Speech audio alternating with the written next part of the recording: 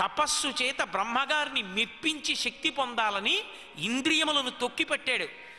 అవి ఎప్పుడెప్పుడు కాటు వేద్దామా అని ఎదురు చూశాయి. రావణా, నిన్ను నీకు బ్రహ్మగారు ప్రత్యక్షం అయ్యాడు, వరాలు ఇచ్చారు, కానీ ఇవి వదిలిపెడతాయా? ఎప్పుడు కాటేద్దామని చూశాయి. యుక్తాయుక్త విచక్షణ మరిచిపోయావు.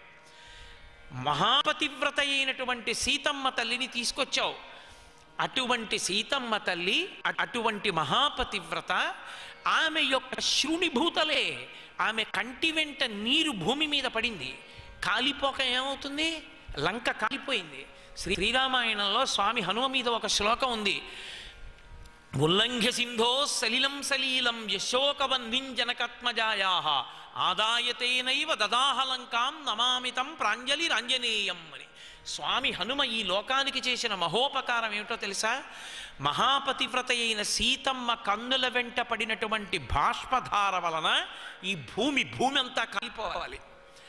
ఎక్కడ భూమి కాలిపోతుందోనని ఏ దుర్మార్గుడు తప్పు చేశాడో ఆ లంకాపట్టణం ఒకటే కాలిపోయేటట్టు చేస్తానని ఆమె కంటి వెంట పడిన బాష్పధారలని అగ్నిహోత్రంగా గ్రహించి లంకని కాల్చిన వారు హనుమ. అది ఆ శ్లోకానికి అర్థం. ఏ శోకవన్నింజనకాత్మజాయాః ఆదాయతేనైవ దదాహలంకాం నమామితం ప్రాంజలిరాంజనేయం. అటువంటి ఆంజనేయునకు నమస్కరించుచున్నాను అని. మహాపతివ్రత యొక్క కంటి వెంట బాష్పధార పడింది. చచ్చిపోకుండా ఎలా ఉంటావు? చచ్చిపోయావు. అందుకే ఆ ఇంద్రియములే నిన్ను చంపేశాయి. ఇంద్రియైరేవ నిర్జిత. నిన్ను రాముడు చంపాడు అనుకుంటున్నారు. కాదు రావణ, రాముడు చంపలేదు. నువ్వు నిజానికి నీ ఇంద్రియముల చేత నువ్వు చచ్చిపోయావు. ఏ భార్య అయినా ఎన్ని జన్మలెత్తినా నేను ఆయనకే ఇల్లాలు అనిపించుకున్న పురుషుడెవడో వాడు గొప్పవాడు తప్ప, దుర్మార్గుడిని శరీరం పడిపోయిన తర్వాత భార్య ఏడిస్తే ఇంకా ఆ భర్త ఏం భర్త? ఎంతకాలం కలిసి వాళ్ళు ఉన్నారని మీరు దాంపత్యం చెప్పినా ఆ దాంపత్యానికి అర్థం ఏమైనా ఉందా? ఏమైనా ఉంటే ఒక్కటే, అలా బతక్కండి అని చెప్పవలసి ఉంటుంది. కాబట్టి ఆవిడంది, నువ్వు చనిపోయావు, విభీషణుడు నీకు సంస్కారం చేస్తాడు. మహాపురుషుడైనటువంటి ఇంద్రజిత్తుని కన్నాను, లోకంలో చాలా గొప్పవాడైనటువంటి వీరుడు. ఏడి ఎక్కడ మిగల్చావు? నీ కామానికి పడిపోయాడు. రేపు నా శరీరం పడిపోతే నాకు సంస్కారం చేసేవాళ్ళు లేరు. కొడుకుని కూడా మిగల్చకుండా వెళ్ళిపోయావురా. ధర్మాన్ని నిలబెట్టడానికే నిన్ను చంపేశాడు రావణ. ఆ మండోదరి రావణుడు నిహతుడైన తరువాత ఇంత ఏడిచిందంటే ఆ దాంపత్యం ఎంత విచిత్రమైన దాంపత్యం ఆలోచించండి. కర్తవ్యతానిష్ట చేత ఆమె మహాపతివ్రత. దేనికైనా మనసే కారణం. ఆ మనసుని నిగ్రహించలేకపోయావు రావణ, ఇంద్రియములను నిగ్రహించలేకపోయావు, మరణించావు. బ్రతికుండి అలా బతికాడు. చచ్చిపోయి పట్టమహిషి చేతన్ని మాటలు పడ్డాడు. మాటలు పడ్డాడంటే ఆమె నింద చేయలేదు. ఆ జీవితం ఎంత దుర్భరంగా ఆవిడ బతికిందో. అంతటి మహాపతివ్రత. నిజమే, మీరు ఆలోచించండి నిష్పక్షపాతంగా. ఏదావిడికో గుడి, ఏదావిడికి పూజ. భర్త వలన పోయింది ఆవిడ పూజ అంతా. రావణుడి భర్త అయిన కారణం చేత మండోదరికి ఒక గుడి లేదు, ఒక పూజ లేదు, ఒక స్మరణ లేదు, ఆమె పేరు పెట్టుకున్నవాడు లేడు. అంతటి మహాతల్లి, అంతటి మహాపతివ్రత, అంత గొప్ప తల్లి. ఏది? ఒక్కొక్క పురుషుడి పక్కన స్త్రీ చేరినప్పుడు గృహస్థాశ్రమం యొక్క విలువ తెలుసుకోకుండా ఎంత కాలం కలిసి బ్రతకనివ్వండి, ఆ బ్రతుకు కాదు. అది ఎంతమందినో హింస పెట్టి బ్రతుకుతున్న బ్రతుకు. కాబట్టి గృహస్థాశ్రమంలో దంపతులుగా బతకడం కాదు కావలసింది. రావణాసురుడు మండోదరి ఎలా బతికారో అలా బతకూడదు. అవతల వ్యక్తికి మనసుందని, అవతల వ్యక్తి భార్యాస్థానంలో ఉందని ఆమెని గౌరవించాలని, ఆమెతో మాట్లాడాలని, ఆమె యొక్క ప్రేమని చూరగొనాలన్న విషయం తెలుసుకుని ఉండాలి. పరమేశ్వరుడు శిక్ష వెయ్యాలనుకుంటే ఒక్కటి వేస్తే చాలు. జీవుణ్ణి విడిపించకుండా వదిలేశాడనుకోండి, అలా ఉండన్నాడు అనుకోండి, శరీరంలో జర్జరీభూతం అయిపోయి ఎన్ని దాంపత్యాలు చూపిస్తారో మహర్షి. ఎలా బ్రతకాలనుకుంటున్నావో నువ్వు నేర్చుకో, నువ్వు తెలుసుకో. ఎవరెవరు జీవితాన్ని సుఖమయం చేసుకున్నారో, ఎవరు కీర్తివంతులయ్యారో, ఎవరు ఇప్పటికీ స్మరింపబడితే గౌరవింపబడుతున్నారో అటువంటి స్థానాన్ని చేరుకోవాలనుకుంటున్నావా, లేకపోతే పాడైపోవాలనుకుంటున్నావా? నిర్ణయించుకోమంటారు. మీరు రామాయణం చదవాలి. మీరు ఒక్కసారి రామాయణం చదివితే అబ్బా ఏమి శ్రీరామాయణం రా అనిపిస్తుంది.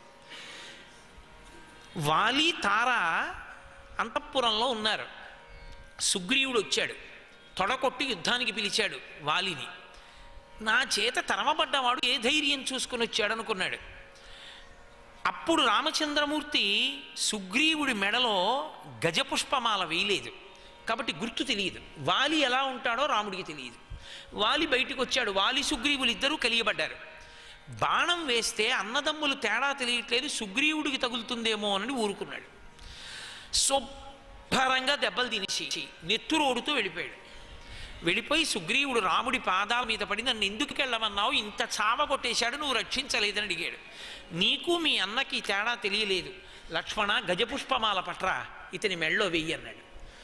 అదో పెద్ద తామర తీగలా ఉంటుందని మెళ్ళో వేశారు. ఇప్పుడు ఇళ్ళు యుద్ధానికి అన్నాడు.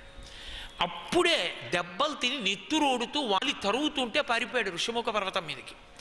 వాలి లోపలికి వెళ్ళాడు, తారతో కలిసి కూర్చున్నాడు, ఏదో సంతోషంగా గడుపుతున్నాడు. గంట అవ్వలేదు, మళ్ళీ వచ్చి మళ్ళీ పెద్ద సింహనాదం చేశాడు. వాలి బయటికి రా యుద్ధానికి అన్నాడు సుగ్రీవుడు. వెళ్ళిపోతున్నాడు వాలి.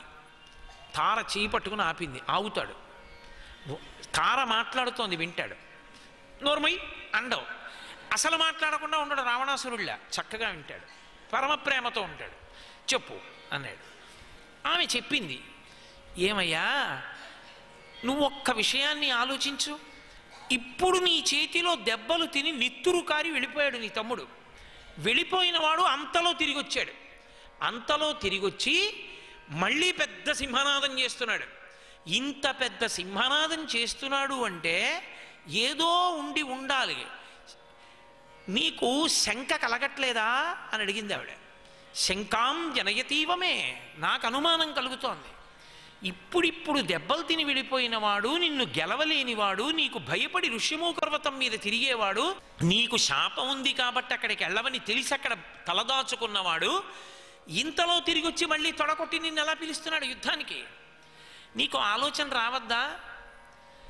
మళ్ళీ వెంటనే వెళ్ళిపోతున్నావు. పైగా నువ్వు జాగ్రత్తగా విను, ఆ సింహనాదాన్ని విను ఒక్కసారి, తను చేస్తున్నటువంటి నాదాన్ని. అందులో ఒక విషయం వినపడుతోంది. అది నైవ దల్పస్య కారణం, అందులో చిన్న కారణం కాదు. ఏదో తెగింపుతో రాలేదు, ఏదో ధైర్యంతో వచ్చాడు. ఏదో ధైర్యం ఉంది వెనక, లేకపోతే అంత ధైర్యంగా మళ్ళీ అరవడం. అన్ని దెబ్బలు తిన్నవాడు ఏదో పిచ్చి తెగింపుతో వస్తే ఓలా అరుస్తాడు, చాలా ధైర్యంతో. ఈసారి నువ్వు అన్న ధైర్యం కనపడుతోంది ఆ అరుపులో. అలా అరుస్తున్నాడు, ఆ నాదం అలా వినపడుతోంది.